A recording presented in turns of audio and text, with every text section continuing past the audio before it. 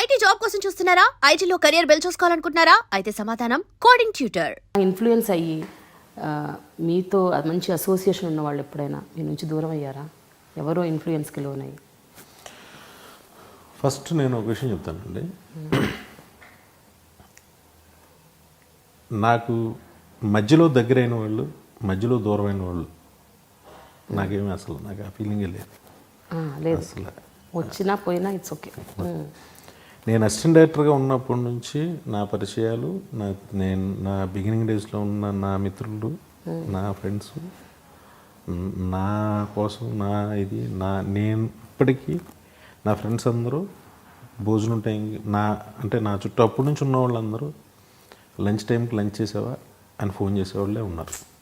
Okay, కంఫర్ట్గా ఉన్నావా, ఎక్కడ ఉన్నావు, ఏంటి, జస్ట్ కేరింగ్. వాళ్ళంతా నాతో ఉన్నారు, ఇప్పటికీ ఉంటారు. నేను వాళ్ళతోనే ఉంటాను, నిజాయితీగా. అంతే. మీకు కొత్త అదనపు స్నేహితులు, పరిచయాలు నాకొద్దు. ఏదన్నా ప్రొఫెషనల్ అంతే, అదే అందరితో బాగుంటాం అంతే. అంత కలివిడిగా, అంత కలిసిపోయి హార్ట్కి తీసేసుకునే అంత కొత్త ఫ్రెండ్స్ నాకు ఉన్నారు చాలు. ఓకే. పోనీ మీకు అప్పటి నుంచి ఉన్న ఫ్రెండ్స్ ఎవరైనా మిమ్మల్ని కరెక్ట్ చేస్తుంటారా? మీకు చెప్పి వినాయక్ గారు, నాకు ఈ సినిమాలో ఈ సీన్ నచ్చలేదు, లేకపోతే ఈ సినిమాలో తీయకుండా ఉండాల్సింది, ఇది మాకెందుకు నచ్చలేదు, అట్లా ఎప్పుడైనా we don't think this is the right film అంటే చెప్పిన వాడు ఎవరైనా ఉన్నారా? అలా కూడా ఉండదండి, సరదాగా ఉంటాను. ఎవరు ఉండవద్దు నన్ను బాధ పెట్టి ఇలాగ ఎవరు ఉండరు. కథల స్టేజ్లో చెప్పుకుంటాం కదా, ఇప్పుడు బన్నీ అప్పుడు ఒక కథ అనుకున్నాం, ఇది వద్దు గురు, ఎందుకు బాగానే ఉంది కానీ నీకు వద్దు అనేవారు. ఒకసారి వీళ్ళు ఎందుకు వద్దు అన్నారులే అని అలా. అయితే మీరు చిరంజీవితో, బాలకృష్ణ, ఇప్పుడు నాకు ఇందాక అన్ని రైటప్స్ రాశారు, ఇది అని మాట్లాడుతున్నారు సార్. వాళ్ళెవ్వరికి నా మీద కన్సర్న్ ఉండదు కదా. ఇప్పుడు వాళ్ళ రైటప్స్ వల్ల నేనేం మారను కదండి. మీరు నిజంగా మార్చితే బెటర్, మార్చితే నేను మారుతాను. అంటే మీకు తప్పండి, ఇది ఇక్కడ ఈ తప్పు ఉంది, ఇక్కడ ఈ తప్పు ఉంది, ఏదో నువ్వు శ్రద్ధ కూర్చొని మాట్లాడడం ఇంకోటి, అది పక్కన పెట్టండి.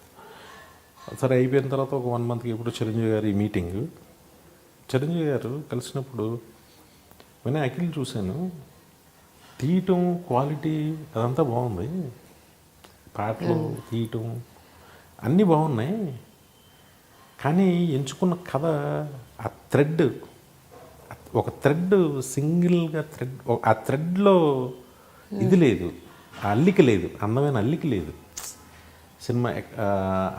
ఆ అల్లిక లోపం ఆ సినిమా. మిగతాదంతా బాగుంది అంటే తీయటం ఆటల్లోనూ తప్పేం లేదు, కానీ ఆ అల్లిక లోపం ఉంది అని. ఇక్కడి నుంచి ఎప్పుడు ఆ కేరు 1-2 సార్లు చెక్ చేసుకో.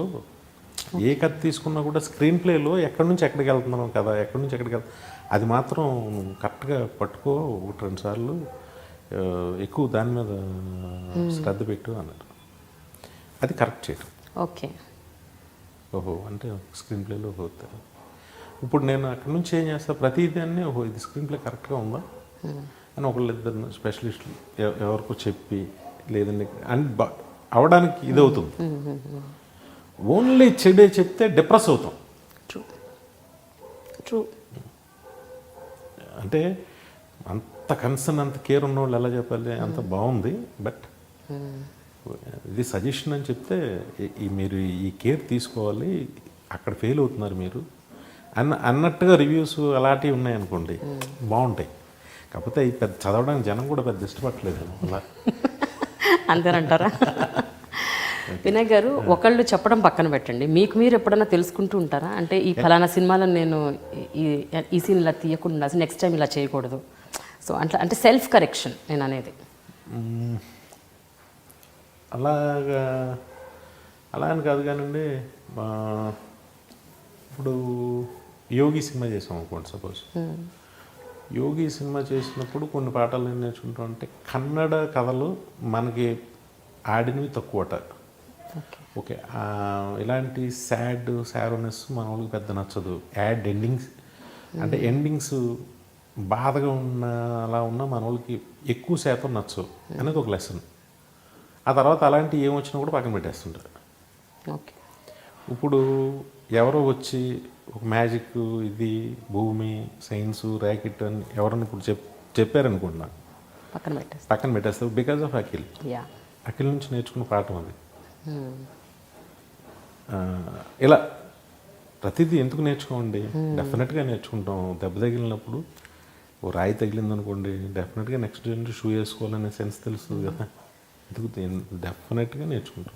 బేసికల్గా కూడా మీ నేచర్ అదే కదా వినాయక్ గారు. ఎంత నేర్చుకున్నా సార్, ఎంత నేర్చుకున్నా సినిమా అనేది పూర్తిగా మాత్రం ఎవరికి తెలియదు. అదే okay, yeah that's right. But జనరల్గా చెప్పండి, మీ నేచర్ కూడా అదే కదా, అంటే మీరు ఎక్కువగా రిస్క్ తీసుకోరు, క్యాల్కులేటెడ్ రిస్క్ తీసుకుంటారు. అంతే. ఎస్, కరెక్టేనా? క్యాలిక్యులేటెడ్గా తీసుకుంటారు రిస్క్, టోటల్గా రిస్క్ తీసుకోండి. ఎందుకంటే నా జర్నీ రిస్క్లోంచి మొదలైంది కాబట్టి నేను మళ్ళీ ఆ రిస్క్కి వెళ్తాను నేను ఇష్టపడను. ఓకే, సో క్యాల్కులేటెడ్ రిస్క్ అంటే ఏంటి? ఒక ఫార్ములా కైండ్ ఆఫ్ ఫిల్మ్, కొన్ని పాటలు, కొన్ని మంచి డైలాగులు, కొన్ని ఫైట్లు, దాంట్లో ఏదో ఒక చిన్న సోషల్ మెసేజ్. ఇప్పుడు సపోజ్ అల్లుడు సీన్ సినిమా తీసుకుంటే, అల్లుడు సీన్ సినిమా హీరో మీద కథ కాదు, పెట్ల ఓ ప్రకాష్ రాజ్ కథని సాధించిన హీరో. ఆ ప్రకాష్ రాజ్ కథ ఏంటి? ఒక నల్గొండ జిల్లాలో ఉన్న ఫ్లోరైడ్ వాటర్ మీద పోరాడే ఒక వ్యక్తి. ఆ ఫ్లోరైడ్ వాటర్ గురించి నేను ఎంతో కొంతమందిని కలుసుకుని తెలుసుకుని టీవీ9 నుంచి కొన్ని ఇవి తెప్పించుకుని అన్నీ చేశాం. అది ఎంత జనంలోకి రీచ్ అయింది అనేది తెలియదు. అదే ఫ్లోరైడ్ ఆ ఫ్లాష్ బ్యాక్లో ఓ చిరంజీవి గారు, రజనీకాంత్ గారు ఎవరో స్టార్స్ చెప్పారనుకోండి, ఇది అవుతుంది. అలాగా దాంట్లో ప్రతి దాంట్లో చిన్నది, ఒక బన్నీ సినిమా ఉంది, దాంట్లో పోలవరం ప్రాజెక్ట్ మీద ఉంటుంది. చెప్తున్నా, ప్రతి దాంట్లో ఏదో చిన్నది ఏదో పెట్టుకుని ఆది ఉంది, పేదలందరికీ భూములు ఇవ్వాలి, సాంబ అందరూ చదివించాలి, ఇలాగా ఒక లక్ష్మి ఉందనుకోండి. టోటల్ ఫ్యామిలీ కథ అయినా కూడా, ఫ్యామిలీ అంటే ఎక్కడి నుంచో బయట వచ్చిన అనాథని వాళ్ళ ఫ్యామిలీలోకి ఎలా గొప్ప వ్యక్తి తీసుకొచ్చాడు. ఈ వచ్చిన వాడు ఎంత గొప్పగా ఆ ఫ్యామిలీని కాపాడుతున్నాడు, ఆ విలువల్ని. ఇలా ఏదో ఒక చిన్న మంచి విషయం ఒకటి ఉండి దాని చుట్టూ మిగతా కమర్షియల్ అన్నీ అల్లాలని అనిపిస్తుంది. కానీ చిన్న హీరోలకు కూడా మీరు ఒక సూపర్ హీరోయిక్ ఇమేజ్ ఇస్తారు సినిమాల్లో. అసలు దిల్ నితిన్కి అసలు పాలుగారే కుర్రాడి ఫేస్ అప్పట్లో, అబ్బాయి మిల్కీ బాయ్ ఫేస్ అనమాట. అలాంటి అబ్బాయితో మీరు ఫైట్లు చేయించారు, చిత్త కొట్టించేశారు, and you made them believe.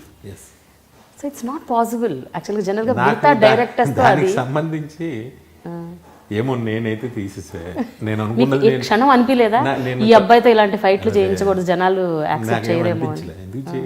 ఎందుకు చూపుతాను, హీరో కదా, చెయ్యాలి కదా. రామ్ గోపాల్ వర్మ గారు ఒక కాంప్లిమెంట్ ఆ సినిమాకి, వాడు తప్పని కొడితే ఒకటి పడిపోతాడు, పడిపోయిన తర్వాత మనం తొందరగా హాస్పిటల్ తీసుకెళ్ళండి లేకపోతే చచ్చిపోతాడు అనగానే అందరూ అలా చూస్తా. అసలు నువ్వు ఎలా ఇమాజిన్ చేసావు అది? అసలు కొట్టిన పంచి కన్నా కూడా డైలాగ్ చాలా పవర్ఫుల్ కదా. నిజమే, కరెక్ట్. నాకు అనిపించింది తీసిందే. అదే అంటున్నాను, అంటే చిన్న చిన్న హీరోలతో కూడా మీరు you justify it totally.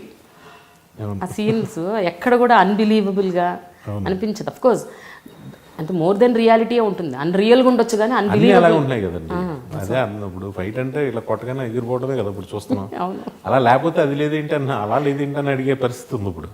Especially మీ నుంచి అవే ఎక్స్పెక్ట్ చేస్తారు. ఇప్పుడు ఖైదీ నెంబర్ 150లో అలాంటివి ఏమి ఉండబోతున్నాయి? ఖైదీ నెంబర్ 150లో యాక్షన్ చాలా బాగుంటుంది. అంటే నేను అనేది ఏంటంటే ఇందులో మరీ అన్రియలిస్టిక్గా అలా పడిపోవటాలు అవి ఉండవు. నిజానికి ఉండొచ్చు కూడా, ఏది చిరంజీవి గారు కొడితే పడిపోతారని అందరూ నమ్ముతారు. నేను మరీ చిన్న హీరోలు కూడా కొడుతుంటే 20 మంది లేచిపోవటం అలా ఉంటుంది. వాళ్ళకి సపోర్ట్ బ్యాక్ ఇమేజ్ ఏమి లేకుండా. దీనిలో ఫైట్స్ కూడా చాలా బాగుంటాయండి. అవునా? ఓకే, సిచ్యువేషనల్గా ఉంటాయి. అయితే మీరు చిరంజీవి గారితో, బాలకృష్ణ గారితో, వెంకటేష్ గారితో చేశారు, నాగార్జున గారితో మాత్రం తీయలేదు. నకిల్లో ఒక సాంగ్లో చిన్నది చేశారు, కానీ నాగార్జునతో ఫుల్ ఫ్లెడ్జ్డ్ మూవీ చేయాలి అసలు ఉందా ఎప్పటి నుంచో మీకు చేయాలని? 1-2 సార్లు అనుకున్నాం కానీ